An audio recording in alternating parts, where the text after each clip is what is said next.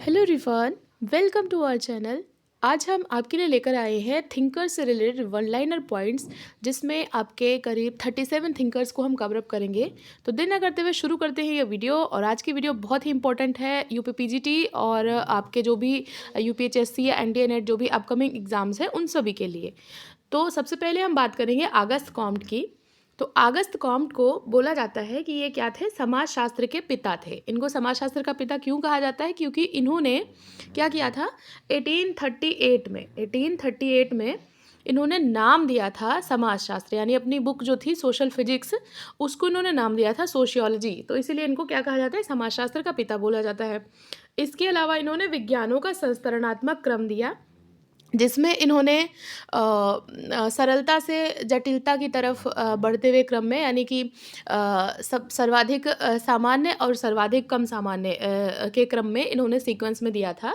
जिसमें इन्होंने गणित को बताया कि इसके जो नियम है वो सार्वभौमिक होते हैं, इसीलिए ये क्या है, सर्वाधिक सरल है। और उसके बाद गणित के बाद फिर इन्होंने भौतिक, रसायन, जीव, और उसके बाद अंत में इन्होंने किसको रखा था, समाजशास्त्र को। तो समाजशास्त्र को सबसे लास्ट में रखा था और इसको कहा कि ये जटिलतम विज्ञान है। तो विज्ञानों का संस्तरणात्मक क्रम इन्होंने दिया है। इसके बाद इन्होंने प्रगति के 3 स्तर बताए, जिसमें इन्होंने बताया कि पहला स्तर होता है धार्मिक, और धार्मिक के बाद फिर आएगा आपका तात्विक स्तर, और तात्विक के बाद फिर आपका आता है क्या, प्रत्यक्षवादी। तो प्रत्यक्षवादी स्तर को इन्होंने एक तरीके से कहा कि यहाँ पर जो व्यक्ति की सोच होती है वो क्या हो जाती है, पूर्णतः वैज्ञानिक सोच हो जाती है। तो ये 3 स्तर बताए, धार्मिक, तात्विक और प्रत्यक्षवादी, ये प्रगति के 3 स्तर बताए। उसके बाद इनको प्रत्यक्षवाद का जनक भी कहा जाता है, क्योंकि इन्होंने ही सबसे पहले प्रत्यक्षवाद का सिद्धांत जो है वो दिया था। तो इनको प्रत्यक्षवाद का जनक के तौर पे जाना जाता है। और इन्होंने मानवतावादी धर्म की भी बात करी है कि एक ऐसा धर्म आएगा जो कि मनुष्य को मनुष्य समझे। तो मानवतावादी धर्म की बात इन्होंने की है। इसके अलावा इनका एक कोट है कि इन्होंने परिवार को जो है माना कि ये समाज की एक सेल के तौर पे है। सेल मतलब कोशिका, एक कोशिका है, एक इकाई है। तो परिवार समाज की कोशिका है, ये किसका कथन था? तो ये भी आगस्त कॉम्ट का था। तो कॉम्ट की ये इंपॉर्टेंट है। उसके बाद देखेंगे दुर्खीम को। तो दुर्खीम जो है ये सामाजिक तथ्य का जो इनका कॉन्सेप्ट था, सोशल फैक्ट का कॉन्सेप्ट इन्होंने दिया था, सामाजिक तथ्य की अवधारणा इन्होंने दी है। इसके अलावा इन्होंने आत्महत्या का सिद्धांत दिया है। आत्महत्या में इन्होंने 3 टाइप्स बताए थे, कहीं कहीं पे 4 टाइप्स हैं, कहीं कहीं पे 3 टाइप्स हैं। तो अहमवादी, परार्थवादी और एनोमिक सुसाइड, यानी विसंगतिपूर्ण 3 आत्महत्या के प्रकार इन्होंने बताए। और इन्होंने बताया कि जो आत्महत्या व्यक्ति करता है तो उसका कारण सामाजिक होता है, उसका पर्सनल नहीं होता है। तो ये इनका हो गया। उसके बाद इन्होंने बताया था कि समाज में श्रम विभाजन और एनोमी। तो समाज में इन्होंने बोला कि जैसे जैसे समाज में श्रम विभाजन बढ़ता जाएगा वैसे वैसे विशेषीकरण बढ़ेगा, और विशेषीकरण बढ़ेगा तो फिर क्या होगा, लोगों की डिपेंडेंसी एक दूसरे पे बढ़ेगी, जिसको इन्होंने नैतिक घनत्व नाम दिया था। इन्होंने डिपेंडेंसी को क्या टर्म दिया है, नैतिक घनत्व का नाम दिया है इन्होंने। और फिर नैतिक घनत्व से क्या होगा कि एकता समाज में बढ़ेगी। तो ये चीज़ बताई। लेकिन इन्होंने कहा कि कई बार श्रम विभाजन के कुछ दुष्प्रकार भी हो सकते हैं, यानी कि उसके बैड इफेक्ट भी हो सकते हैं। तो एनोमिक चीज़ें भी हो सकती हैं कि कई बार ऐसा स्थिति आ जाती है कि समाज में जो है व्यक्ति के समक्ष कोई आदर्श वगैरह नहीं रह जाते हैं, आदर्श शून्यता की स्थिति आ जाती है। तो उसको इन्होंने एनोमी का नाम दिया। अगला सिद्धांत इन्होंने दिया था धर्म का समाजशास्त्रीय सिद्धांत, जिसमें इन्होंने पवित्र और अपवित्र, पवित्र को इन्होंने बोला टोटम और अपवित्र को इन्होंने बोला टैबू। तो धर्म का समाजशास्त्रीय सिद्धांत इन्होंने दिया। उसके बाद समाजशास्त्र में इन्होंने सांख्यिकी का सबसे पहले प्रयोग किया था। तो समाजशास्त्र में सांख्यिकी का सर्वप्रथम प्रयोग जो है वो कौन कहलाएगा, इमैनुएल दुर्खीम कहलाएंगे। और इसके बाद इन्होंने बात की थी कि समाज क्या है, एक तरीके का मॉरल एंटाइटिटी है। मतलब एक नैतिक घनत्व या नैतिक गठन एक तरीके से। तो समाज को मॉरल एंटिटी बताया था इन्होंने। और इन्होंने एकता के 2 प्रकार बताए हैं, यांत्रिक एकता और सावयवी एकता इन्होंने बात की है। तो ये इनके कुछ इंपॉर्टेंट टर्म है। इनको रियल फादर ऑफ सोशियोलॉजी कहा जाता है। क्यों कहा जाता है? क्योंकि कॉम्प्टन ने सोशियोलॉजी को सिर्फ नाम दिया था सोशियोलॉजी, वास्तव में समाजशास्त्र को एक जो वैज्ञानिक स्वरूप है वो इमाइल दुर्खीम ने प्रदान किया था। तो रियल फादर ऑफ सोशियोलॉजी इनको कहा जाता है। इसके अलावा इनको फादर ऑफ फंक्शनलिज्म भी बोला जाता है, यानी कि इनको क्या बोला जाता है, प्रकारवाद का जनक। ये क्वेश्चन कई बार पूछा भी गया है कि प्रकारवाद का जनक किसको कहा जाता है, तो बिल्कुल भी कंफ्यूज नहीं होना है, वो आपके दुर्खीम ही है। तो यहाँ पर इनको फादर ऑफ फंक्शनलिज्म बोला जाता है। इन्होंने कोटेशन दिया है कि समाजीकरण जो है ये नैतिक मूल्यों की शिक्षा देता है। इसके अलावा इन्होंने बोला कि समाजशास्त्र सामूहिक प्रतिनिधानों का विज्ञान है, ठीक है। और इन्होंने बोला था कि धार्मिक अनुष्ठानों का प्रकार समाज के सदस्यों पर नैतिक एकता की पुष्टि करना है, ठीक है। तो ये चीज़ भी इन्होंने बोली है। और इसके अलावा इन्होंने बोला कि जो अपराध है ये एक तरीके का सामान्य व्यवहार है। तो अपराध को इन्होंने विसामान्यता की श्रेणी में नहीं रखा, अपराध को इन्होंने सामान्य व्यवहार माना। ये कोटेशन पीजीटी में पूछा जा सकता है, तो इम्पॉर्टेंट है पीजीटी के पॉइंट ऑफ व्यू से कि अपराध को सामान्य व्यवहार किसने माना, तो आपके इमाइल दुर्खीम हो गए। तो ये दुर्खीम का हो गया। अब हम बात करेंगे स्पेंसर की। तो स्पेंसर ने 2 प्रकार के समाज की बात करी है, सरल समाज और औद्योगिक समाज। सरल समाज और औद्योगिक समाज की बात स्पेंसर ने की है। इसके अलावा इन्होंने सरल यौगिक, दोगुने यौगिक और तिगुने यौगिक, ये भी समाजों में इन्होंने एकता के और ग्रुपिंग के बेसिस पे इन्होंने बताया था। और इसके बाद इनका जो मोस्ट इम्पॉर्टेंट है वो है समाज का सावयवी सिद्धांत। इन्होंने कहा था कि जो समाज है वो एक सावयव के समान है, ठीक है। ये इनका कोटेशन भी है, समाज जो है एक सावयव के समान है। और सावयवी सिद्धांत उद्विकासवादी सिद्धांत से भी ये संबंधित है। किससे? उद्विकासवादी। समाज का उद्विकासवादी अगर पूछता है तो भी ये स्पेंसर ही होंगे, समाज का उद्विकासवादी सिद्धांत। अगला देखेंगे हम परेटो का। तो परेटो का जो मोस्ट इम्पॉर्टेंट है वो उन्होंने क्रिया के बारे में काफ़ी बात करी है। तो क्रिया को इन्होंने बताया कि मनुष्य हमेशा मोस्टली जो क्रियाएं करता है उसको उन्होंने अतार्किक क्रियाएं कहा है। तो 2 प्रकार की क्रियाएं बताई, तार्किक और अतार्किक। और अतार्किक क्रियाएं क्यों करता है? क्योंकि उसके पीछे विशिष्ट चालक होते हैं जो कि हमारे आवेग, संवेग, मनोवेग हो सकते हैं। जैसे गुस्सा करना, तो उसके पीछे हमारे आवेग, संवेग हो सकते हैं। और उसको हम सिद्ध करने के लिए अक्सर क्या करते हैं, भ्रांत तर्क देते हैं। अपनी बात को सिद्ध करने के लिए हम भ्रांत तर्क देते हैं। तो भ्रांत तर्क, विशिष्ट चालक, तार्किक और अतार्किक क्रिया की बात कौन करता है, तो वो परेटो करते हैं। उसके बाद अभिजात वर्ग का परिभ्रमण सिद्धांत, ये इन्होंने बताया था। अभिजात वर्ग का परिभ्रमण सिद्धांत कि हमेशा ही समाज में एक एलीट क्लास रहेगी, हमेशा एक एलीट क्लास रहेगी। बस उसका सर्कुलेशन होता रहेगा कि अभी कोई एलीट है, हो सकता है कि कुछ लोग जो चालाक हों बाद में उनको पलट दे और फिर कोई दूसरा बन के आ जाए। तो इन्होंने बोला था कि कुछ लोग शेर होते हैं जिनके पास पावर है, कुछ लोग लोमड़ी की शक्ति रखते हैं जिनके पास बुद्धि है। तो हो सकता है कि अवसर आने पर जो उनके पास बुद्धि यानी जो कि लोमड़ी की शक्ति रखते हैं वो लोग नए एलीट बन करके उभरे। तो हमेशा ही एलीट रहेंगे, इसी को उन्होंने बोला था अभिजात वर्ग का परिभ्रमण, कि ये जो है ये चक्र चलता रहेगा। तो ये चीज़ हो गई। मार्क्स का अगर हम बात करें, कार्ल मार्क्स, तो बहुत ही इम्पोर्टेंट थिंकर हैं आपके। इन्होंने जो सिद्धांत दिया द्वंद्वात्मक भौतिकवाद, इतना इम्पोर्टेंट है कि ये आपके सोशल साइंस से रिलेटेड जितने भी विषय हैं सभी में ये आपको मिलेगा। तो द्वंद्वात्मक भौतिकवाद का इन्होंने सिद्धांत दिया, जहाँ पर इन्होंने द्वंद्व की अवधारणा ली थी हीगल से। भौतिकवाद का जो कॉन्सेप्ट है वो लिया था फायरबाख से। और उसके बाद इन्होंने वर्ग संघर्ष का कॉन्सेप्ट दिया है कि समाज में हमेशा ही वर्ग संघर्ष रहा है। और इसके बाद इन्होंने क्रांतियों को इतिहास का इंजन माना है कि क्रांतियों के माध्यम से ही इतिहास में जो है परिवर्तन आता है और इतिहास जो है समाज है वो चलता रहता है। ऐतिहासिक भौतिकवाद की अवधारणा इन्होंने दी है, यानी कि भौतिकता के आधार पर इन्होंने 5 युगों में बांटा था।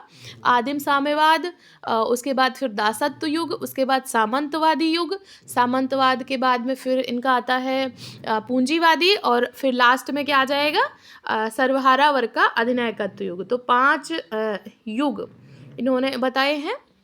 इसके बाद इनका एलिनेशन का कॉन्सेप्ट है कि जो मज़दूर है उसका इतना ज़्यादा शोषण होता है कि वो अलगाव की स्थिति में आ जाता है। उसको लगता है कि वो एक पण्डीकरण उसका हो गया है, वो एक बिक्री की वस्तु है। तो वो स्वयं से अलग हो जाता है, साथी समूह से अलग हो जाता है, उत्पादित वस्तु से अलग हो जाता है, उत्पादन प्रक्रिया से अलग हो जाता है। तो ये क्वेश्चन पूछता है कि किससे किससे अलग होगा। तो यहाँ पर एक चीज़ ध्यान रखनी है कि कभी भी वो अपने परिवार से अलग नहीं होगा, क्योंकि क्योंकि फैमिली के लिए वो सारी चीज़ें कर रहा है, तो फैमिली उसकी यहाँ पर मस्ट हो जाएगी। तो एलिनेशन का कॉन्सेप्ट इन्होंने दिया है। इसके बाद मिथ्या चेतना की बात ये करते हैं। मिथ्या चेतना क्या है? ये कहते हैं कि जो पूंजीपति होते हैं वो लोग मजदूर को हमेशा भ्रम में रखते हैं, बोलते हैं कि तुम्हारी किस्मत में ऐसा था इसलिए तुम्हारे साथ में ऐसा हो रहा है। तो धर्म को इन्होंने बोला था कि धर्म के आधार पर जो है मजदूरों का शोषण होता है, उनको भ्रम में रखा जाता है, उनको झूठी चेतना दी जाती है। और कमोडिफिकेशन की बात की है, यानी पण्डीकरण की बात की है। सरप्लस वैल्यू, अतिरिक्त मूल्य की चर्चा इन्होंने की है कि उत्पादित वस्तु की लागत कुछ और है, बिक्री मूल्य कुछ और है, तो दोनों के बीच में जो अंतर है उसको बोला कि ये अतिरिक्त मूल्य है।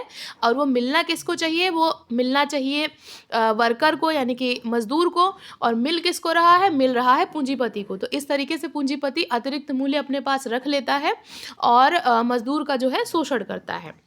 तो यहाँ पर अतिरिक्त मूल्य की इन्होंने बात की है। इसके बाद इन्होंने क्रांतियाँ इतिहास का इंजन है ये बोला है। धर्म को इन्होंने भ्रामक सूर्य माना है। और राज्य को इन्होंने कहा था कि राज्य बुर्जुआ वर्ग के कार्य प्रबंधन की समिति है। तो राज्य को भी इन्होंने बुरा एक तरीके से माना है। और इन्होंने वर्ग के 2 प्रकार बताए हैं, 2 टाइप बताए हैं। पहला है स्वयं में वर्ग और दूसरा है स्वयं के लिए वर्ग। तो ये किस आधार पे बताया है? ये बताया है क्लास कॉन्शियसनेस के आधार पर, यानी वर्ग चेतना के आधार पर 2 प्रकार बताए हैं क्लास के, कि जब लोगों में कोई वर्ग चेतना नहीं होती है तो वो स्वयं में वर्ग कहलाता है, और जब उनमें चेतना आ जाती है तो वो स्वयं के लिए वर्ग बन जाता है। तो ये सीक्वेंस में कई बार पूछता है नेट में कि सबसे पहले क्या आएगा? तो स्वयं में वर्ग, फिर उनमें आ गई चेतना तो स्वयं के लिए वर्ग, और उसके बाद फिर क्या होगा? क्रांति और परिवर्तन। तो इस सीक्वेंस में आपको लगाना है अगर पूछता है तो। सिमेल आ जाते हैं आपके। तो सिमेल की अगर हम बात करें तो ये स्पेंसर के विचारों के विरोधी थे, और इन्होंने बताया था कि समाज और कुछ नहीं है बल्कि व्यक्ति की अंतःक्रियाओं से बनता है। समाज अपने आप में कुछ नहीं है, ये व्यक्ति की अंतःक्रियाओं से बनता है, ये आपको ध्यान रखना है, ठीक है।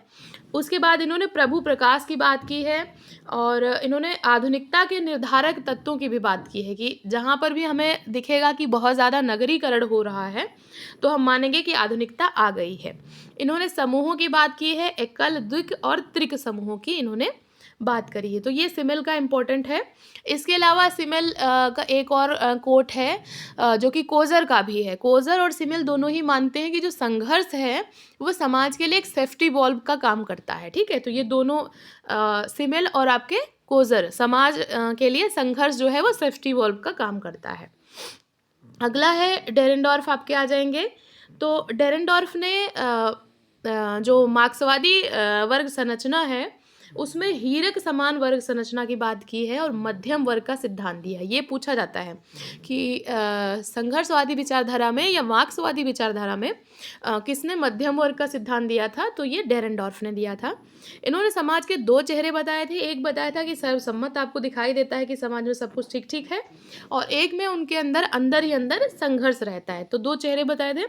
और इन्होंने बताया है अनिवार्यतः समन्वित संघ, ये पूछा गया है कई बार। अनिवार्यतः समन्वित संघ का टर्म जो दिया है ये डेरेनडॉर्फ ने दिया है।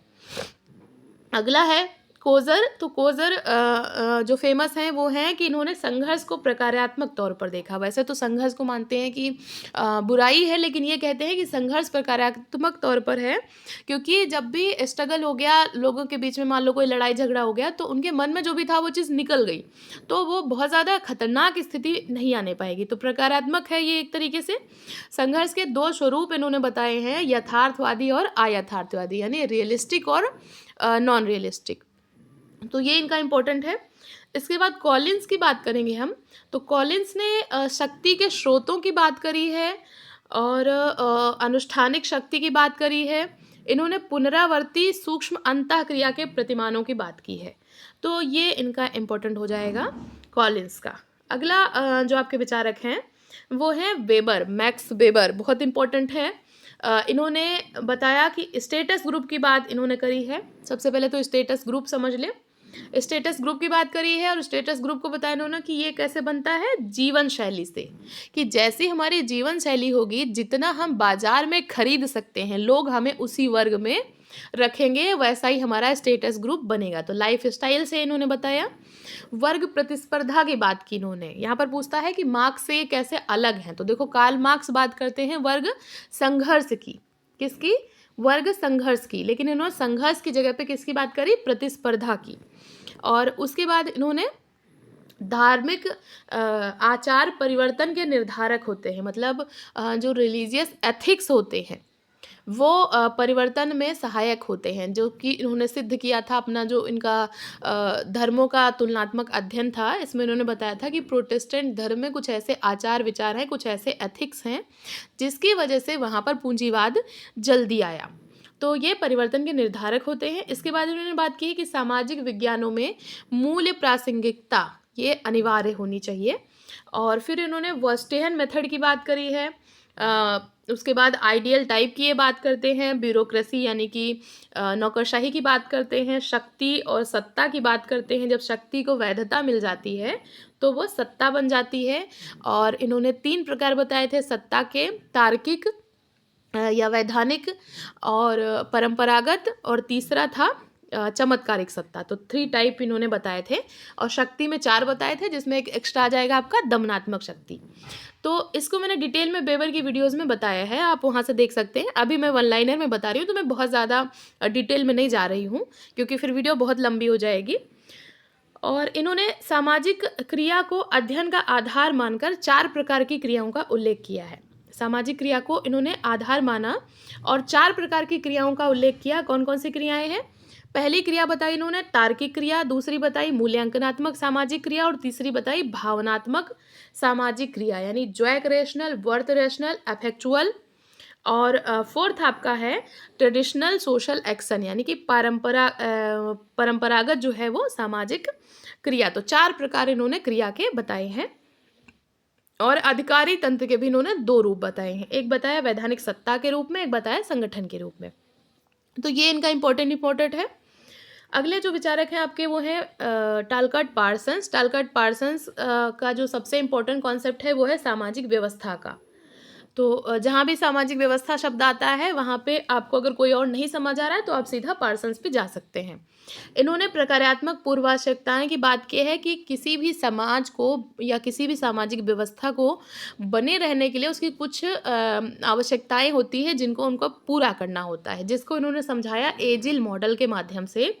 यानी कि एडॉप्टेशन, गोल यानी कुछ लक्ष्य होता है, और उसके बाद इंटीग्रेशन यानी समाज में एकीकरण बना रहना चाहिए, और लेटेंसी यानी कि समाज में तनाव प्रबंधन या फिर तनाव नियंत्रण की भी बात इन्होंने की है। तो एजिल मॉडल इन्होंने दिया था। उसके बाद इन्होंने प्रतिमान चर यानी पैटर्न वेरिएबल की बात की है कि हमेशा क्रिया करते समय पे कर्ता के समक्ष 2 ऑप्शन रहते हैं। इसके बाद इन्होंने रोल डिफरेंशिएशन की बात करी है, और इन्होंने सामाजिक क्रिया के 4 प्रकार बताए हैं, instrumental action, expressive action, moral और इफेक्टिव। इसके बाद फिर बात करेंगे हम, इन्होंने 3 प्रेरणाएं बताई हैं। सामाजिक क्रिया की 3 प्रेरणाएं होती हैं, कॉग्निटिव, इवेल्युएटिव और कैथेक्टिक। ठीक है, ये 3 टाइप्स मोटिव्स ऑफ एक्टर है। और इन्होंने बताया था कि सामाजिक क्रिया में 3 बातें बहुत महत्वपूर्ण रहती हैं। एक तो होता है कर्ता, दूसरा परिस्थिति और तीसरा प्रेरणा। ये पीजीटी में पूछा भी गया है कि कर्ता, परिस्थिति और प्रेरणा ये किसने बताया है, या फिर पार्सन्स ने सामाजिक क्रिया के लिए क्या चीज़ें बताई हैं। तो 3 बातें इन्होंने बताई हैं। इसके बाद इन्होंने समस्थिति सिद्धांत का समर्थन किया था, और इन्होंने बोला, एक ये इम्पोर्टेंट कोट है, आत्मसात किए गए साझा मूल्य किसी भी समाज के सामाजिक एकीकरण में महत्वपूर्ण भूमिका निभाते हैं। तो ये इनका महत्वपूर्ण कोटेशन है, आप इसको याद कर लेंगे। इसके बाद इन्होंने बताया था कि घटककर्ताओं के एक या एक से अधिक व्यवहार करने की प्रवृत्ति जो परस्पर सक्रिय प्रक्रिया के संतुलन को बिगाड़ती है, इसको हम क्या कहेंगे? विचलन। ये भी पूछा गया है कई बार, और ये भी इम्पोर्टेंट कोट है इनका। इसके बाद इन्होंने एक और कोटेशन दिया था, विपथगामी प्रवृत्तियों की कली को फूल बनने से पहले ही कुचल देना चाहिए। तो ये इनका है। उसके बाद इन्होंने रुग्ण भूमिका की बात की है, और जनरल थियरी ऑफ एक्शन की इन्होंने बात की है। तो ये इनके इम्पोर्टेंट हैं। इसके बाद पार्सन्स के बाद जो थिंकर आते हैं वो है मर्टन। मर्टन ने प्रकार्यवाद जो दिया है उसको बोलते हैं अनुभूति मूलक प्रकार्यवाद। ठीक है, ये भी पूछता है कौन सा प्रकार्यवाद से कौन संबंधित है, तो मर्टन जो है अनुभूति मूलक प्रकार्यवाद से संबंधित है। इन्होंने कार्यात्मक विकल्प या पैराडाइम की बात की है। इन्होंने प्रकार्य में प्रकार्य, दुष्प्रकार्य, प्रकट और प्रच्छन्न प्रकार्य, ये जो है इन्होंने सामाजिक प्रकार्य के जो प्रकार बताए हैं कि प्रकट और प्रच्छन्न प्रकार्य, और प्रकार्य भी हो सकता है, साथ में उसका दुष्प्रकार्य भी हो सकता है कि कोई चीज़ अगर हो रही है तो अच्छी भी हो सकती है, उसका बुरा भी हो सकता है। और फिर इसके बाद इन्होंने मोड्स ऑफ इंडिविजुअल एडॉप्टेशन की बात की है, और इन्होंने बताया कि जो आदर्श शून्यता है उसके लिए सामाजिक संरचना ही उत्तरदायी है। इन्होंने रोल सेट की बात करी है, इसके बाद स्ट्रेन थियरी की बात की है, और इन्होंने मल्टीपल रोल यानी बहुविधि भूमिका की बात की है। इन्होंने मिडिल रेंज थियरी की बात की है, और उसके बाद इन्होंने रोल डायलेक्टिक्स की बात की है, और सेल्फ फुलफिलिंग डिज़ायर, ये इनके इम्पोर्टेंट कॉन्सेप्ट हैं। इनको सबको मैंने डिटेल में पढ़ाया हुआ है, अगर आपको डिटेल में देखना है तो आप इनकी सेपरेट वीडियोस देख सकते हैं जो कि आपको प्लेलिस्ट में मिल जाएंगी। चैनल पे जब आप जाएंगे तो प्लेलिस्ट में सर्च करेंगे तो यूपी पीजीटीबी में भी मैंने कवर कराया है, और उसके अलावा यूजीसी नेट का जो सिलेबस मैंने कराया था उसमें भी मैंने इनको सेपरेट से सारा डिटेल में कवर कराया है। अगले जो थिंकर हैं वो हैं आपके सोरोकिन। सोरोकिन ने क्रांति का समाजशास्त्र की बात की है इन्होंने। इसके अलावा सांस्कृतिक परिवर्तन का चक्रीय सिद्धांत इन्होंने दिया है। संश्लेषणात्मक सिद्धांत के समर्थक रहे हैं, मतलब समाजशास्त्र की जो विषय वस्तु है उसको लेकर के दो विचारधाराएं थी। एक लोग थे जो कि मानते थे कि समाजशास्त्र को विशिष्ट विज्ञान होना चाहिए, जिसको बोलते हैं विशिष्टात्मक या स्वरूपात्मक संप्रदाय, जिससे आते हैं आपके जॉर्ज सिमेल। ठीक है, जॉर्ज सिमेल में ये भी याद कर लीजिएगा कि वो स्वरूपात्मक संप्रदाय के समर्थक रहे हैं। और ये जो सोरोकिन है ये हैं आपके संश्लेषणात्मक सिद्धांत के समर्थक। तो ये चीज़ हो गई। ये लोग मानते थे कि समाजशास्त्र को जो है एक सामान्य विज्ञान होना चाहिए। ठीक है, समाजशास्त्र को क्या होना चाहिए, सामान्य विज्ञान ये बनाना चाहते थे। उसके बाद इन्होंने सामाजिक स्तरीकरण में दो प्रकार बताए हैं, अध्यारोपित और रोपित। और गतिशीलता के भी इन्होंने दो प्रकार बताए हैं, क्षैतिज और ऊर्ध्वाधर गतिशीलता। तो ये प्रकार इन्होंने बताए हैं। इसके बाद हम मेलिनोवस्की पे आ जाएंगे। तो मेलिनोवस्की का जो प्रकारवाद है वो कहलाता है व्यक्तिवादी प्रकारवाद। क्यों?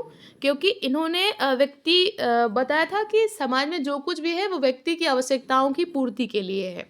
तो संस्कृति को भी इन्होंने बताया था कि संस्कृति जो है वो आवश्यकताओं की पूर्ति के लिए है, इसीलिए संस्कृति का प्रकारवादी दृष्टिकोण कहलाता है इनका। तो ये भी इनका इम्पोर्टेंट है। इसके बाद इन्होंने सहभागी अवलोकन के आधार पर विकासवादी सिद्धांत को एकदम से नकार दिया था कि ये बात सही नहीं है। इन्होंने तीन प्रकार की व्यक्ति की आवश्यकताएं बताई थी, मूलभूत आवश्यकता, व्युत्पन्न आवश्यकता और एकीकरणीय आवश्यकता। तो ये इनका इम्पोर्टेंट है। उसके बाद आपके आ जाएंगे रेडक्लिफ ब्राउन। ब्राउन का समाज का प्राकृतिक विज्ञान का सिद्धांत इन्होंने दिया था। वंशक्रम सिद्धांत इन्होंने दिया है।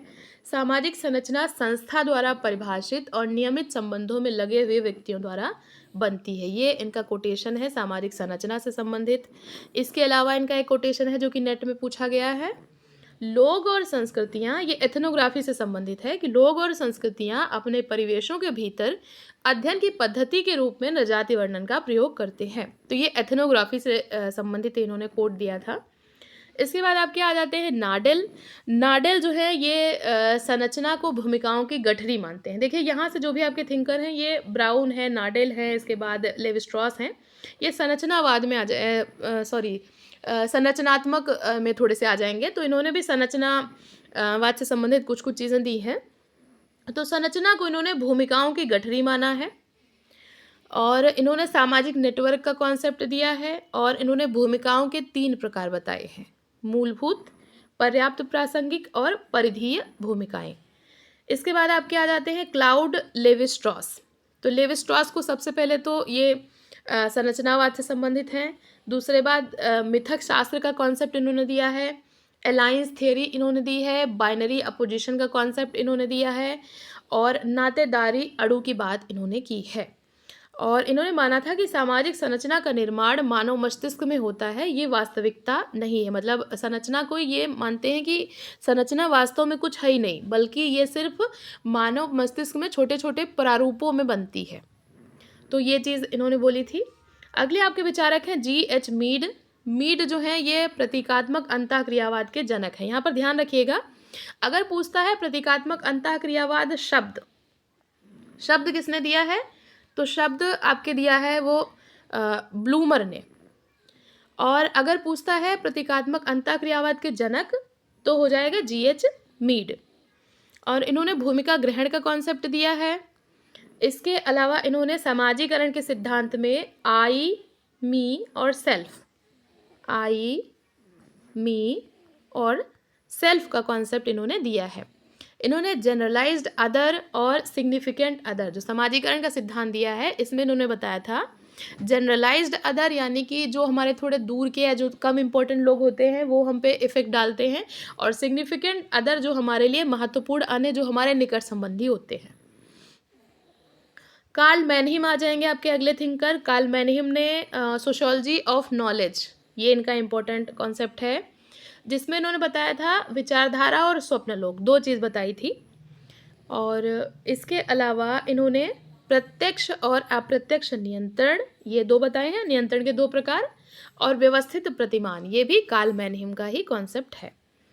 इसके बाद फिर आपके थिंकर आएंगे C.H. कूले। C.H. कूले का समाजीकरण से ही संबंधित सिद्धांत है लुकिंग ग्लास सेल्फ थियरी, यानी आत्मदर्पण दर्शन सिद्धांत, और बहुत पूछा जाता है ये पीजीटी में, आत्मदर्पण दर्शन सिद्धांत। इस पर मैंने डिटेल में बनाया हुआ है, समाजीकरण की जो वीडियो है उसमें आप इसको देख सकते हैं। अगले थिंकर आपके हैं, इंडियन थिंकर आ जाएंगे G.S. घुरिये। तो देखिए घुरिये को सबसे पहले तो याद रखना है कि ये क्या है आपके, इनको बोला जाता है father of Indian sociology, father of Indian sociology G.S. Ghurye को बोला जाता है। इंडो आर्यन नातेदारी की चर्चा इन्होंने की है, भारत में सामाजिक तनाव की चर्चा इन्होंने की है, और जो पूछा जाता है वो पूछा जाता है जाति की 6 विशेषताएं। यहाँ पे पूछता है कौन कौन सी नहीं है, आपको इनमें से कोई दे देगा, 3 दे देगा, एक कोई गलत डाल देगा। तो खंडात्मक विभाजन बताया था इन्होंने जाति का। इसके बाद इन्होंने बताया जाति एक संस्तरणात्मक व्यवस्था है, जाति में व्यवसाय के चुनाव पर प्रतिबंध होता है, मतलब आप अपनी इच्छा से व्यवसाय नहीं चुन सकते हैं। जाति अपनी ही जाति में विवाह करने पे जोर देती है, अंतर्विवाही होती है। धार्मिक और नागरिक निर्योग्यताएं और विशेषाधिकार होते हैं लोगों के पास। उसके अलावा खान पर सहवास पर प्रतिबंध है, और उसके नियम होते हैं कि किन के यहाँ पे खा सकते हैं, किन के यहाँ पे बैठ सकते हैं, ऐसा नियम भी होता है। तो ये चीज़ इन्होंने बताई है। इसके अलावा घुरिये जो है ये भारतीय विद्या शास्त्रीय परिप्रेक्ष्य से जुड़े हुए हैं, इसको बोलते हैं पुस्तकीय परिप्रेक्ष्य। कल की वीडियो में शायद मैंने आपको बताया भी था कौन किस परिप्रेक्ष्य से है, जब मैं क्वेश्चन सॉल्व करवा रही थी। तो ये भारतीय विद्या शास्त्रीय परिप्रेक्ष्य से आ जाएंगे। इसके बाद जाति का जन्म इन्होंने माना था कि आर्यन सभ्यता की वजह से हुआ है। इन्होंने रूरल अर्बन कॉन्टिनम का कॉन्सेप्ट दिया है। सिविलाइजेशन को इन्होंने बोला है, यानी सभ्यता को sum total of social heritage projected on the social plane. तो ये चीज़ इन्होंने बताई थी। अगले जो आपके विचारक हैं वो इम्पोर्टेंट हैं योगेंद्र सिंह। आजकल योगेंद्र सिंह के बहुत कोटेशन पूछ रहा है, मैंने इनके काफ़ी सारे क्वेश्चन करवाए हैं वीडियोस में, तो आप उनको बिल्कुल मिस मत करिएगा। वहाँ से आपके योगेंद्र सिंह के जो भी क्वेश्चन हैं वो कवर अप हो जाएंगे। जो भी अभी के इधर मैंने 9 दिसंबर से जो शुरू किया था उनमें मैं उन वीडियोस की बात कर रही हूँ, तो उनमें योगेंद्र सिंह के बहुत सारे कोटेशन पूछे गए हैं, और मे भी अपकमिंग एग्जाम्स में भी उनको पूछा जा सकता है। तो योगेंद्र सिंह का एक जो कॉन्सेप्ट है जातिगत स्तरीकरण की संकल्पना के 4 आधार इन्होंने बताए थे, सांस्कृतिक विशिष्टता, सांस्कृतिक सार्वभौमिकता, संरचनात्मक सार्वभौमिकता और संरचनात्मक विशिष्टता। तो 4 आधार इन्होंने बताए थे। इसके बाद इन्होंने भारतीय संविधान में धर्मनिरपेक्ष विचारों का निहितार्थ यह नहीं है कि सार्वजनिक जीवन और प्रमुख भारतीय समुदायों के बीच संबंधों में इसके प्रतिमानों के प्रति वास्तविक अनुरूपता है, ये कथन इनका है। और इन्होंने बोला था कि सांदर्भिक रूप से जो संस्कृतिकरण है ये जाति की सांस्कृतिक गतिशीलता एक धीमी और गैर प्रभावक प्रक्रिया है। तो संस्कृतिकरण को एक तो धीमी और गैर प्रभावक प्रक्रिया बोला है योगेंद्र सिंह ने। आधुनिकता के प्रमुख लक्षण इन्होंने बताए थे विज्ञान केंद्रितता, मानवता आ जाएगी और धर्मनिरपेक्षता, तो हम कहेंगे कि आधुनिकता आ रही है। योगेंद्र सिंह के ये इंपॉर्टेंट कॉन्सेप्ट है। अगले आपके विचारक हैं एम.एन. श्रीनिवास, बहुत इंपॉर्टेंट हैं, संरचनात्मक प्रकारवादी हैं ये आपके, और इन्होंने भारत में क्षेत्र कार्य सबसे पहले आरंभ किया था। इनके कॉन्सेप्ट की अगर हम बात करेंगे तो संस्कृतिकरण का, पश्चिमीकरण, लौकिकीकरण, आधुनिकीकरण और प्रभु जाति। इसके अलावा इन्होंने वोट बैंक का कॉन्सेप्ट भी दिया था। तो ये है इनके इंपॉर्टेंट कॉन्सेप्ट। इसके बाद इरावती कर्वे आ जाएंगे आपके। इरावती कर्वे ने हिंदू नातेदारी व्यवस्था की बात की है, संयुक्त परिवार की, गांव नगर जाति की बात की है। हिंदू नातेदारी व्यवस्था का इन्होंने 4 क्षेत्रों में, मतलब पूरे भारत का 4 क्षेत्रों में विभाजन करके अध्ययन किया था। अगला प्रश्न है अगले जो आपके विचारक हैं B.R. अम्बेडकर हैं। इन्होंने प्रगतिशील राष्ट्रवादी, इनको बोला जाता है प्रगतिशील राष्ट्रवादी। इन्होंने महिलाएं और दलित कल्याण पे बहुत ज़्यादा काम किया है, और ये जाति को समाप्त करना चाहते थे, और साथ में इन्होंने सामाजिक न्याय की अवधारणा का कॉन्सेप्ट दिया था। तो अम्बेडकर जी के ये योगदान है। अगला अगर हम देखेंगे तो वो है महात्मा गांधी। महात्मा गांधी को दार्शनिक अराजकतावादी कहा जाता है। ये क्वेश्चन पूछ सकता है कि दार्शनिक अराजकतावादी किसको कहा जाता है, तो गांधी जी हैं। इन्होंने बताया था कि हमें केवल साध्य नहीं देखना, यानी सिर्फ लक्ष्य पवित्र नहीं, हमारे साधन भी पवित्र होने चाहिए। कि लक्ष्य हमारा पवित्र है तो वहाँ तक पहुँचने के लिए हमें सत्य अहिंसा का ही प्रयोग करना है। तो साधन साध्य की पवित्रता पर बल दिया था। दलितों को इन्होंने हरिजन नाम दिया। राम राज्य की संकल्पना दी इन्होंने, सत्याग्रह अहिंसा की बात की है, और इन्होंने न्यासिता सिद्धांत, ट्रस्टीशिप थियरी इन्होंने दी थी। ये पूछा भी गया है पीजीटी में, इसको मैंने डिटेल में बताया है गांधी जी की वीडियो में, तो आप वहाँ से इसको देख सकते हैं। अगला प्रश्न है R.K. मुखर्जी। सॉरी, मैं बार बार आपको प्रश्न बोल रही हूँ, आजकल मैं एक्चुअली क्वेश्चन करवा रही हूँ तो मेरे माइंड में वो चीज़ आ जाती है। अगले आपके विचारक हैं R.K. मुखर्जी। ये हैं आपके, इन्होंने सबसे जो इम्पोर्टेंट कॉन्सेप्ट दिया था वो था सोशियोलॉजी ऑफ वैल्यूज़, यानी मूल्यों के समाजशास्त्र का। और इसके बाद इन्होंने समन्वित उपागम का उपयोग किया है। क्षेत्रीय संप्रदाय से संबंधित है। इन्होंने सोशल इकोलॉजी यानी पारिस्थितिकी की बात की है। समाजशास्त्र को ये सामान्य विज्ञान बनाना चाहते थे। R.K. मुखर्जी जो आपके हैं ये कहाँ से संबंधित है, किसी को पता है? लखनऊ यूनिवर्सिटी से संबंधित है, लखनऊ विश्वविद्यालय से। और इसके बाद फिर अब आपके विचारक आ जाएंगे पीटर बर्जर। पीटर बर्जर जो है इन्होंने कोटेशन दिया था कि दैनिक जीवन और सामाजिक संस्थाओं का निर्माण किससे होता है, सामान्य ज्ञान से होता है। एक और कोटेशन है, धार्मिक अनुष्ठान हमें इस पवित्र दुनिया के अनुभवों को याद रखने में मदद करते हैं ताकि मूल रहस्यमय अनुभव को फिर से बनाया जा सके। इसके अलावा इन्होंने और एक कोटेशन दिया है, आधुनिकता धर्मनिरपेक्षता को नहीं बल्कि बहुलवाद को प्रेरित करती है। तो ये पीटर बर्जर के इंपॉर्टेंट कॉन्सेप्ट है। अगले विचारक हैं आपके अल्फ्रेड सूट्ज। सूट्ज को माना जाता है प्रगणना शास्त्र का वास्तविक पिता। वैसे तो एडमंड हर्सल जो है वो माने जाएंगे, लेकिन अगर पूछता है कि वास्तविक पिता तो अल्फ्रेड सूट्ज है। इन्होंने इंटर सब्जेक्टिविटी की बात की है, लाइफ वर्ल्ड की बात की है, स्टॉक ऑफ नॉलेज की बात की है, वी दे रिलेशन की बात की है, विचित्र और विशिष्ट श्रेणी की इन्होंने बात की है। इसको भी मैंने डिटेल में बताया है, सूर्य की वीडियो मेरे चैनल पे है, वहाँ से आप इसको देख सकते हैं। एरविन गॉफमैन आ जाएंगे आपके अगले थिंकर, जिन्होंने ड्रामाटोलॉजी इसकी बात की है, स्टिग्मा यानी कलंक की बात की है, अग्रमंच, पश्चिम मंच और मंच पर जाने से पहले जो प्रभाव प्रबंधन है उसकी चर्चा इन्होंने की है। इसके अलावा इन्होंने सामाजिक प्रसंगों का अनुष्ठान, इसकी भी चर्चा की है आपके इरविन गॉफमैन ने। अगले आपके विचारक हैं गॉरफिंकल। तो गॉरफिंकल ने बताया था कि सामाजिक तथ्यों का निर्माण व्यक्तियों से होता है। ये संबंधित है रिफ्लेक्सिविटी से, इंडेक्सकेलिटी की बात की है इन्होंने, संदर्भिता की बात की है, मीनिंग एंड अकाउंट की बात की है, और ब्रीचिंग एक्सपीरियंस की भी बात इन्होंने की है। तो ये इनके इंपॉर्टेंट कॉन्सेप्ट हैं। गॉरफिंकल पे भी मैंने डिटेल वीडियो बना रखी है, आप उसको देख सकते हैं। बोर्दियो आपके अगले विचारक आ जाएंगे। तो बोर्दियो ने सांस्कृतिक पुनरुत्पादन का कॉन्सेप्ट दिया है, सामाजिक पूंजी की बात की है इन्होंने लॉजिक की बात की है, और इसके अलावा इन्होंने बात की है कल्चर ऑफ एक्सीलेंस थियरी की। हैबिटस की बात ये करते हैं, डिस्टिंक्शन की बात ये करते हैं, थ्योरी ऑफ प्रैक्टिस से संबंधित हैं ये। इन्होंने कहा था कि पुरुष वर्चस्व अब हमारे अचेतन में इतना अधिक निहित है कि अब हम इसे देख भी नहीं सकते। बोर्डियो पर भी डिटेल वीडियो मैंने बना रखी है, वहाँ से आप देखिएगा ज़रूर। अगला आपके जो विचारक हैं वो हैं डेरिडा। डेरिडा जो संबंधित हैं ये हैं आपके डीकंस्ट्रक्शन थियरी से, विखंडन का सिद्धांत। ये मोस्ट इंपॉर्टेंट है, पीजीटी में पूछा जाता है। सिग्निफायर एंड सिग्निफाइड की बात ये करते हैं, लोगोसेंटिज्म की बात करते हैं। विखंडन को इन्होंने कहा था कि अगर हमें किसी चीज़ को समझना है तो दो तरीके से समझ सकते हैं, या तो हम मतभेद या फिर उसको आस्थगित करें, यानी उसको तोड़ें और फिर समझें। भाषा को इन्होंने माना था कि भाषा अस्थिर और अस्पष्ट होती है।